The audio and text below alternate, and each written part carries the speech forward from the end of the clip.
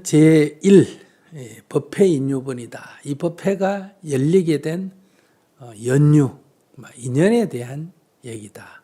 어떤 상황에서 이 법회가 시작이 됐느냐, 이 경이 시작이 됐느냐, 이런 것을 담고 있다. 이와 같음을 내가 들었사오니 이랬어요. 우리는 보통 부처님은 이렇게 말씀하셨습니다. 이렇게 적기가 쉽죠. 스님은 이렇게 말했다. 그런데 그렇게 말했는지 안 했는지 100% 알 수는 없죠. 그러니까 여긴 정확하게 적은 거예요. 저는 이렇게 들었습니다. 부처님이 이렇게 말했습니다가 아니라 제가 듣기로는 부처님께서 이렇게 말씀하셨습니다. 이런 뜻이에요. 그래서 저는 이렇게 들었습니다. 항상 이 맨 앞에 이런 기록이 있습니다. 그러면 이때 나는 누굴까? 이런 얘기. 이것은 아난다 존자다. 왜 이거 아난다 존자냐? 부처님이 열반에 드시고 부처님의 말씀을 다 흐트러지기 전에 모으자 이렇게 해서 경전이 결집이 이루어졌는데 그때 참가한 사람이 500아라한이에요. 그 500아라한이 모여서 경을 결집할 때 사회를 누가 받느냐? 마가섭 존자가 받다. 그러면 부처님의 진리에 대한 말씀인 이 경의 초안을 누가 냈느냐? 아난다가 냈다. 계율에 대한, 율에 대한 초안은 누가 냈느냐? 우빠리가 냈다. 그러니까 저는 이렇게 들었습니다 하고 계율에 대한 얘기가 나올 때 그때 나는 우빠리다. 경에 대해서 저는 이렇게 들었습니다 라고 말하면 그 나라는 것은 아난다 존자를 말한다. 아난다 존자가 500아란들에게 초안을 내는 거예요.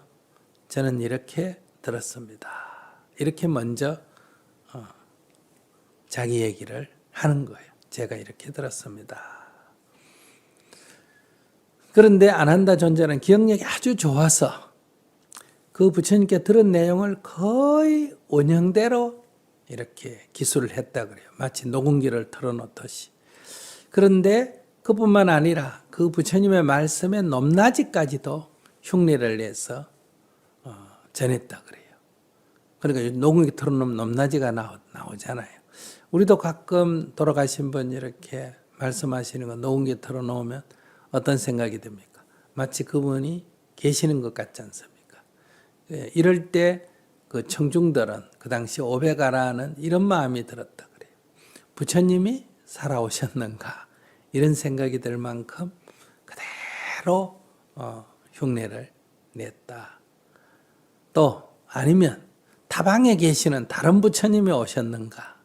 아니면 아난다가 성불해가 부처가 되었는가? 이런 마음이 들 만큼 그대로 부처님의 말씀을 전했다.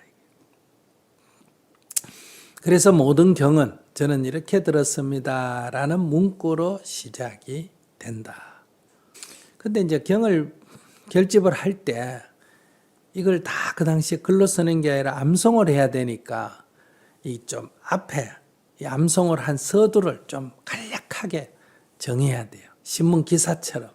그래서 저는 이렇게 들었습니다 하면서 언제, 어디서, 누가, 누구에게 이걸 딱 명기를 하는 거예요. 언제, 어디서 부처님이 대중 누구누구에게 말씀을 하셨다. 물론 거기에는 어떤 내용을, 어떤 방식으로, 무엇을 어떻게, 이게 이제 육화원칙이죠. 우리 기사 쓸 때. 언제, 어디서, 누가, 누구에게, 무엇을 어떻게 했느냐. 이렇게 딱, 이렇게. 육화원칙에 맞게끔 이 내용을 기록을 했다. 한때에, 이제, 언제, 이거를 그냥 한때에 이렇게 표현했어요. 즉, 어느 날, 이런 얘기예요. 10월 19일 날, 저녁 7시에, 이렇게까지는 안 했어요. 당시에 그렇게까지 기록할 일은 아니죠. 어느 날, 어느 날, 어느 날, 이제 이렇게 표현을 했다. 부처님께서 이제 누가? 부처님께서 이 말이에요. 사위국 기수국고 도권. 어디에서? 이게 사위국 기수국고 도권이다. 이거는 이제 그 사위성에 있는 장소 이름이에요. 기수라는 말은 기타 태자의 숲이란 뜻이에요. 급고독이라는 것은 외로운 사람을 돕는 이런 뜻이에요. 외로운 사람을 돕는. 이런 사람을 돕는 그 장자 이름, 그 사람이 뭐냐? 급고독 장자라는 분이에요. 급고독 장자. 그러니까 인도 말로는 그냥 수다타 장자예요. 제따의 숲에 수다타 장자가 거기 절을 세웠어. 그 절 이름을 이 두 개를 합해가 기수 급고독원. 여 대비구 중. 그러니까 거기에 큰 스님, 대비구 큰 스님들, 장로들 이런 얘기. 큰 스님, 비구라는 것은 출가해서 걸식하는 수행자를 비구라 그래요. 근데 여기서 비구라는 말은 남자의 출가 승려입니다. 20세 이상의 성인 남자 스님을 비구라 그래요. 20세 이하의 남자지만은 아직 미성년자 스님은 정식 스님이 아닐 때 이거는 사미라 그래요. 사미. 20세 이상 정식 출가한 스님을 비구라 그런다. 1250인과 함께 계셨습니다. 그 절에 1250명의 큰 스님들과 부처님이 함께 계셨다. 이런. 그럼 여기서 1250명이 이제 어디서 나왔느냐? 이것은 부처님이 여러분들 이제 불교대학 나왔으니까 부처님이 깨달음을 얻고 바라나시 녹야원 사르나트로 가서 교진녀 등 5비구를 교화하고 야사 등 친구들 50인을 55인을 교화를 했죠. 그리고 부처님께서는 그들을 다 흩었어요. 다 전법하러 가라. 전법 선언을 하시고 혼자서 우르벨라촌으로 와서 우르벨라가섭, 나디가섭, 가야가섭 등 1,000명을 교화를 했다. 그 1,000명의 대중을 끌고 왕사성으로 향했고 왕사성 밖, 서문 밖, 인류선 밖에 제띠아라는 곳에 머무르고 있을 때 빈비사라 왕이 대신들과 바라문들을 거느리고 그곳으로 인사를 왔다. 그곳에서 부처님께서 설법을 하시고 빈비사라 왕이 깨달음을 얻고 부처님을 위해서 처음으로 스님들이 수행할 도량을 제공을 한 게 그게 바로 중림정사다. 그래서 불교 최초로 지어진 절이 베누반 비하르 중림정사다. 부처님이 그곳 중림정사에 머물고 있을 때 사리푸트라와 모갈리나가 자기 제자 250명을 데리고 부처님께 오셔서 법문을 듣고 깨달음을 얻었다. 그래서 가장 초기 제자, 1250인 이러면 가장 초기 제자 이런 뜻이 된다. 여기는 이제 경전 기록이 조금씩 다르다.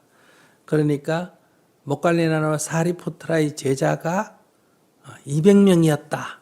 이제 이런 기록도 있습니다. 또 250명이었다. 이런 기록도 있어요. 그러니까 200명이었다. 그러면 앞에 사라나떼에서 교화한 스님들이 합류했다. 이러면 1250명이 될 수가 있고 250명이었다. 그러면 이제 우르벨라 가섭의 제자와 사리푸트라 모갈리나나의 제자만 합해도 1250명이 되는데 이 1250명의 숫자가 중요한 게 아니라 1250명의 대비구 이렇게 표현하는 것은 바로 큰 스님들 초기에 출가한 교단의 장로 스님들 이런 의미가 있다. 이런 분들과 그곳에서 함께 계셨다. 정진하고 계셨다. 그러니까 어떤 정황을 지금 설명하고 있다. 이때 세종께서는 공양대가 되어 가사를 입으시고 바로를 들고 사위대성에 들어가셨습니다. 그러면 당시의 스님들은 그러니까 속옷이 있고 겉옷이 있다. 이 겉옷을 위옷이라고 표현하기도 하고 또는 겉옷이라고 표현을 하는데 이 몸을 가리는 겉옷은 어떤 옷이냐? 인도에서는 사람이 죽으면 이렇게 대나무 두 개를 걸치고 사이에 이렇게 걸치고 그 위에 시신을 얹고 그 위에 천을 하나 덮습니다. 시신을 가리는 천을 덮는다. 그래서 네 사람이 여기에 대나무를 메고 이렇게 행진을 합니다. 그렇게 해서 강가에 가서 장작 더미에 시신을 물에 한번 적셔가 그 다음에 시신을 내려가 그 장작 더미에 얹고 그리고 불을 붙여서 태웁니다. 이럴 때 그 시신을 덮었던 천은 벗겨서 버립니다. 그리고 대나무도 어때요? 태우는 게 아니고 그냥 버립니다. 여러분들은 강가강변에 가보면 그것을 볼 수 있습니다. 그 장례식이 굉장히 좀 간소하다 이렇게 볼 수 있어요. 그에 비해서 우리나라 스님들이 화장할 때 보면 어마어마하게 장작도 많이 샀고 좀 화려하다 이렇게 볼 수 있죠. 근데 실제로 인도 사람들의 화장은 매우 간소하게 그렇게 합니다.